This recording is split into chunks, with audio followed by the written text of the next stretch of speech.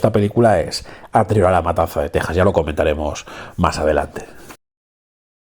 Antes de nada, pues decir, contar la anécdota que he comentado antes, ¿no? Que dato curioso, ¿no? Porque la película se basa en dos recién casados, ¿no? Que se acaban de casar y tal y se van de viaje de novios. Pero es que curioso, ¿no? Que cuando se conocieron, ¿no? Y fueron a rodar la película, resulta que antes, ¿no? Ya se habían casado, ¿no? En secreto, sin que nadie lo supiera, ¿no? O sea, que la gente que estaba por ahí en cámara y toda esta gente, el director y toda esta gente, no sabían que estos dos se habían casado, solo lo sabían ellos. Se ve que se habían enamorado al conocerse y tal. Y oye, pues llegaron a esta película donde hacían de matrimonio, resulta que eran un matrimonio real, ¿no? O sea, dato curioso y quizás por eso pues hay, digamos, tanta química entre ellos, ¿no? Que bueno, a día de hoy pues siguen juntos y tal, o sea que vamos a decir, ¿no? De Víctor Manuel y Ana Belén, ¿no? La verdad que una parejita así de guapería los dos, ¿no? Porque ya digo, es una especie de guaperías, aquí se le ve y tal, con ese peinadillo, con ese, no sé, un tío además así, pues no sé, con planta, ¿no? Con porte y tal. Y ella, pues una auténtica ricura, ¿no? Que yo ni siquiera sabía que estaba tan jugosa de joven. Hay que decir también que incluso de puretilla, la verdad que tiene su punto. Igual ahora ya no tanto, ¿no? Pero hace unos años, siendo ya puretilla Ana Belén, seguía teniendo un arreón, ¿eh? Pero es que aquí está muy jugosa, pero bueno, ya lo comentaremos más adelante, ¿no? Y como digo, pues estos dos, resulta que llegaron a rodar esta película, estaban casados y nadie lo sabía, ¿no? Y haciendo los dos de casados en la misma película, ¿no? O sea, dato muy curioso. También decir que la película fue conocida internacionalmente como Morbines, ¿no? Morbines, ¿no? Un nombre así un poquito raro y tal, que yo creo que sí que queda guapo, ¿no? A nivel así, digamos, internacional y tal, y mola bastante, ¿no? También decir que se proyectó en el Festival de Cine de San Sebastián y tal, ¿no? Sí que es verdad que las críticas no fueron demasiado positivas, pero bueno, la película tenía así un rollo un poco raro y tal, ¿no? Y bueno, la verdad que esta película también sí que tiene ese rollo también, ¿no? Que una especie como, digamos, entre comillas, crítica, ¿no? Una nueva clase social, ¿no? El emergente tardofranquismo y tal.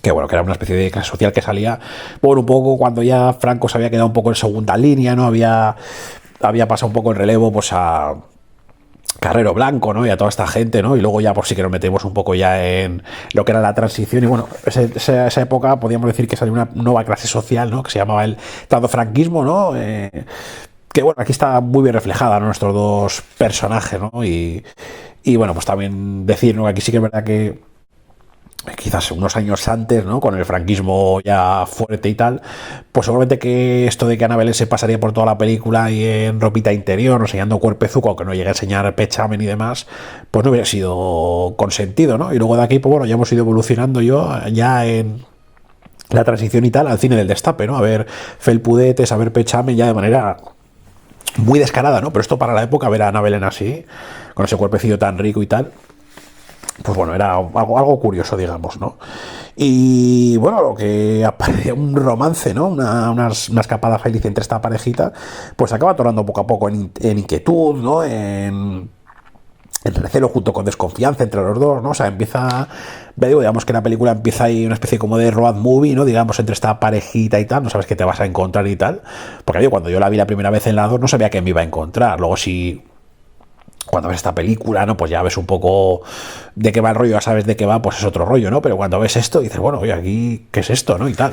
Y ves que poco a poco, pues la situación se va tornando, ¿no? Un poco en dos enamorados, un poquito así, alguna discusión, desconfianza, cositas raras que van pasando, ¿no? Y eso se va tornando en un aura que, bueno, que hace que cambie totalmente el tono de la película y que, bueno, que se cambie una película, digamos, de terror o de suspense, digamos, ¿no? Luego también decir que la película pues fue más recibida por la crítica, ¿no? Por ejemplo, en Terror Fantastic, en el número 15, la debieron poner a caldo, ¿no? Y incluso, bueno, Gonzalo Suárez con el pasar de los años, ¿no? Dio la razón a esas críticas, ¿no? Sí que verá que al principio pues arremetía contra los críticos que le ponían a parir y tal a su película y tal, como el defendiéndola y tal.